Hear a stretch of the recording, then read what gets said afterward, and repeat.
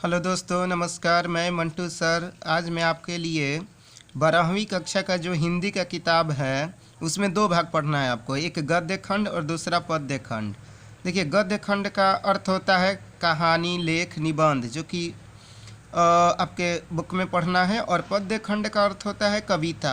तो कविता का मैंने वीडियो अपलोड कर दिया है, जो भी कवि का नाम, जन्म, मृत्यु, रचना, परिचय। आज मैं आपको बताऊंगा गद्य खंड से। तो गद्य खंड में आपको मैंने अभी बताया कि पढ़ना है कहानी, निबंध। तो जो भी कहानीकार और निबंधकार हैं उनकी रचना, उनकी जन्म, उनकी मृत्यु, उनकी रचनाएं, जो कि आपके एग्ज़ाम में 5 से 6 नंबर के आएंगे। तो एक एक करके उस चैप्टर को पढ़ लिया जाए। तो चलिए स्टार्ट करते हैं। तो पहला चैप्टर का नाम है, आपको मालूम है, बातचीत है, जो कि एक ललित निबंध है। ये भी क्वेश्चंस बार बार पूछा जाता है, याद रखिएगा। तो ये एक निबंध है, तो जाहिर सी बात है कि ये निबंधकार होंगे, ललित निबंधकार बाल कृष्ण भट्ट जी। भारतेंदु युग और आधुनिक काल के ये लेखक निबंधकार कहे जाते हैं। दूसरा इसमें पॉइंट है कि जन्म 23 जून 1844 उत्तर प्रदेश इलाहाबाद में हुआ था। मृत्यु 20 जुलाई 1914।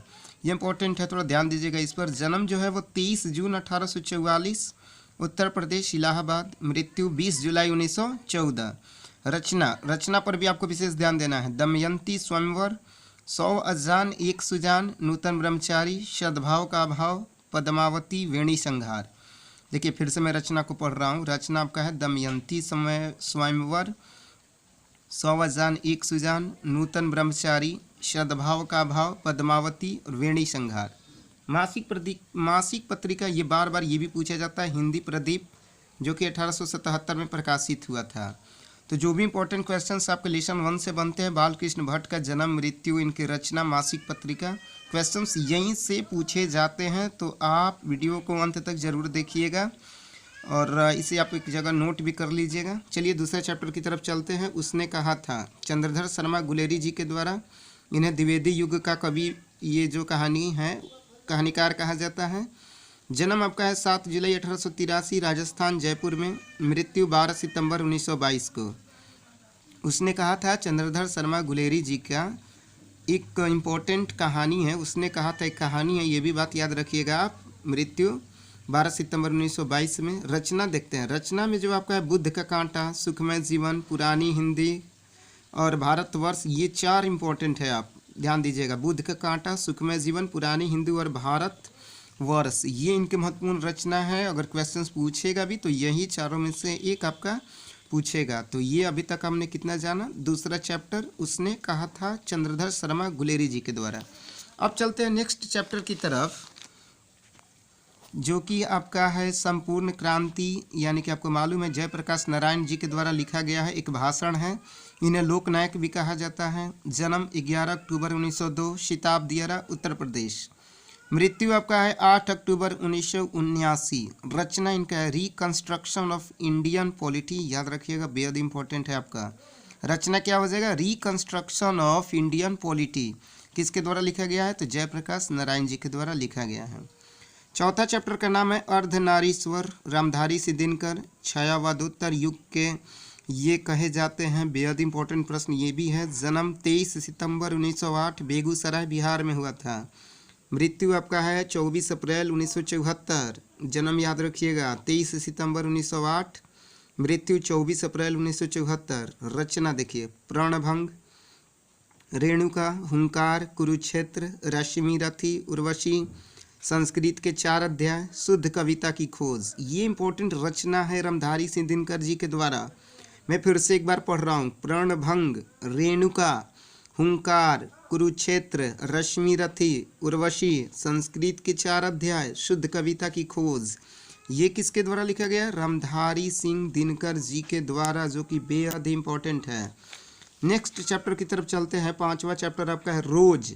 इन देखिए, इसके जो राइटर है वो है सच्चिदानंद हीरानंद वात्स्यायन अज्ञेय, ये पूरा नाम है।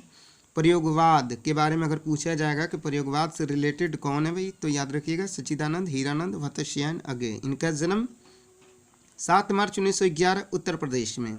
मृत्यु 4 अप्रैल 1987। जन्म कब, 7 मार्च 1911। मृत्यु 4 अप्रैल 1987। रचना देखिए, आनंद बंधु, पत्रिका सेवा, शेखर एक जीवनी, नदी के द्वीप, सदा नीरा, ठीक है, हरी घास पर क्षण भर। याद रखिएगा, ये बेहद ही इंपॉर्टेंट है आपका रचना। आनंद बंधु, पत्रिका सेवा, शेखर एक जीवनी, नदी के द्वीप, सदा नीरा, ये इंपॉर्टेंट है आपका, जो कि किनके द्वारा लिखा गया है? आगेग जी के द्वारा। तो अभी तक हम लोगों ने कितना पढ़ा? 5 चैप्टर, ठीक है। नेक्स्ट चलते हैं छठा चैप्टर की तरफ। एक लेख और एक पत्र, जो कि आपको मालूम है भगत सिंह जब जेल में थे तो लिखे थे। जन्म इनका 28 सितंबर 1907 में, मृत्यु 23 मार्च 1931, शहादत इनका हुआ था। रचना विद्यार्थी और राजनीति, मैं नास्तिक क्यों हूँ, बम का दर्शन, बेहद इंपॉर्टेंट है। देखिए रचना में फिर से पढ़ रहा हूँ, विद्यार्थी और राजनीति, मैं नास्तिक क्यों हूँ, बम का दर्शन। 7वां चैप्टर आपका है ओ सदा नीरा, जगदीश चंद्र माथुर। जन्म 16 जुलाई 1917 उत्तर प्रदेश में, मृत्यु आपका 14 मई 1978। रचना है कोणार्क, मेरी बांसुरी, बंदी, भोर का तारा, 10 तस्वीरें, ओ मेरे सपने, जो कि नाटक है। फिर से मैं रचना पढ़ रहा हूँ, कोणार्क, मेरी बांसुरी, बंदी, भोर का तारा, 10 तस्वीरें, ओ मेरे सपने, जो कि एक नाटक है। ये किसके द्वारा लिखा गया है? जगदीश चंद्र माथुर जी के द्वारा। रचना पे आप लोग विशेष ध्यान दीजिएगा, कोणार्क, मेरी बांसुरी, बंदी, भोर का तारा, 10 तस्वीरें, ओ मेरे सपने। ओ मेरे सपने क्या है? नाटक है। नेक्स्ट चैप्टर आपका है सिपाही की माँ, मोहन राकेश जी के द्वारा लिखा गया है। जन्म 8 जनवरी 1925 अमृतसर पंजाब में हुआ था, मृत्यु 3 दिसंबर 1972 को। रचना आषाढ़ का एक दिन, शारिका, जानवर और जानवर, एक और जिंदगी, अंधेरे, बंद कमरे, आधे अधूरे। रचना में फिर से पढ़ रहा हूँ आपको, आषाढ़ का एक दिन, शारिका, जानवर और जानवर, एक और जिंदगी, अंधेरे, बंद कमरे, आधे अधूरे। तो ये थे क्या? सिपाही की माँ, मोहन राकेश जी के द्वारा लिखी गई रचना, जो कि बेहद ही इम्पोर्टेंट है। नेक्स्ट चैप्टर भी देख लेते हैं। आपका नेक्स्ट चैप्टर है प्रगति और समाज, नामवर सिंह, आपको बिल्कुल याद है। जन्म 28 जुलाई 1927 उत्तर प्रदेश, मृत्यु हो जाएगा 19 फरवरी 2019। रचना है पृथ्वी राज रासों की भाषा, दूसरी परंपरा की खोज, बकलम खुद, इतिहास और आलोचना। ये 9 चैप्टर आपका है प्रगति और समाज, नामवर सिंह के द्वारा लिखा गया एक इम्पॉर्टेंट चैप्टर है। जन्म 28 जुलाई 1927 उत्तर प्रदेश, मृत्यु 19 फरवरी 2019 को। रचना है पृथ्वीराज रासों की भाषा, दूसरी परंपरा की खोज, बकलम खुद, इतिहास और आलोचना, ठीक है, याद रखिएगा। 10 चैप्टर है जूठन, ओम प्रकाश वाल्मीकि जी के द्वारा लिखा गया एक चैप्टर है जूठन, जो कि आधुनिक समाज को लेकर के ये चैप्टर है आपका। जन्म 30 जून 1950 उत्तर प्रदेश में, मृत्यु 17 नवंबर 2013 को। रचना है अब और नहीं, सदियों का संताप, सलाम दलित साहित्य, याद रखिएगा, अब और नहीं, सदियों का संताप, सलाम दलित साहित्य। 11 चैप्टर आपका है हंसते हुए मेरा अकेलापन, मलय जी के द्वारा लिखा गया एक इम्पोर्टेंट चैप्टर है। जन्म आपका हो जाएगा 1935 आजमगढ़, जो कि आपको मालूम है उत्तर प्रदेश में है। मृत्यु 26 अप्रैल 1982। रचना पर थोड़ा ध्यान दीजिएगा, जख्म पर फूल, जख्म पर फूल, जख्म पर फूल, याद रखिएगा। कविता से साक्षात्कार, रामचंद्र शुक्ल, संवाद और एकालाप, याद रखिएगा, इंपॉर्टेंट ये रचना है इनका मलयज जी का। जख्म पर फूल, कविता से साक्षात्कार, रामचंद्र शुक्ल, संवाद और एकालाप, ठीक है। हंसते हुए मेरा अकेलापन 11वां चैप्टर। 12वां चैप्टर की तरफ चलते हैं, तिरीक्ष, जो कि ये कहानी है उदय प्रकाश जी के द्वारा लिखा हुआ है। जन्म 1 जनवरी 1952 मध्य प्रदेश में।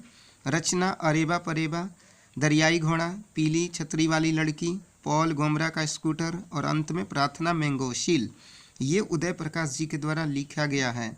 कौन कौन? अरेबा परेबा, दरियाई घोड़ा, पीली छतरी वाली लड़की, पॉल गोमरा का स्कूटर और अंत में प्रार्थना मैंगोशील। नेक्स्ट चैप्टर आपका है 13 नंबर, जो कि लास्ट चैप्टर आपका है शिक्षा, जे कृष्णमूर्ति जी के द्वारा लिखा गया है। जन्म 12 मई 1895 आंध्र प्रदेश। जन्म कब?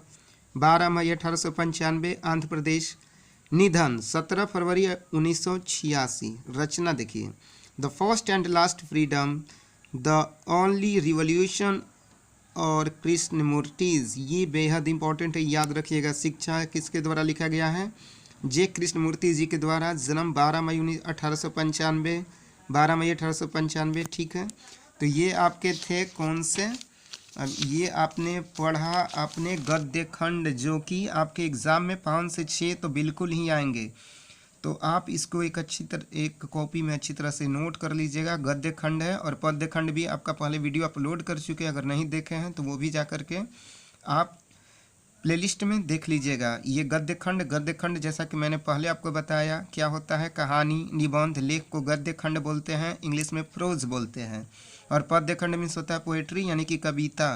तो गद्य खंड से जो भी चैप्टर से आपका जो कहानीकार निबंधकार हैं उनकी जन्म कुंडली यानी कि जन्म ऋतु रचनाएं हैं, वो मैंने एक एक करके इसमें आपको बता दिया है। खास करके आप लोग जो रचना है उस पर ज़रा विशेष ध्यान दीजिएगा, क्योंकि जन्म ऋतु तो मान लीजिए कि थोड़ी सी प्रॉब्लम होगी याद करने में, लेकिन फिर भी आप कोशिश कीजिएगा कि पूरा का पूरा याद हो जाए। और जो इनकी रचनाएं हैं उनको तो आप बिल्कुल ही याद कर ले, क्योंकि क्वेश्चंस यहाँ से तो ज़रूर ही पूछे जाएंगे। तो यहाँ तक मैंने गद्य खंड का पूरा जितना भी चैप्टर है उसका मैंने आपको इस वीडियो में बता दिया है। बस आप थोड़ी सी मेहनत करके इसे अपनी कॉपी में नोट कर लीजिएगा, और जब भी आपको टाइम मिले तो आप इसे दोस्तों में ज़रूर शेयर कर दीजिएगा, ठीक है। और उम्मीद करता हूँ कि ये वीडियो आपको पसंद आया होगा, तो लाइक ज़रूर कर दीजिएगा, और टाइम मिले तो सब्सक्राइब भी कर दीजिएगा। ओके, धन्यवाद।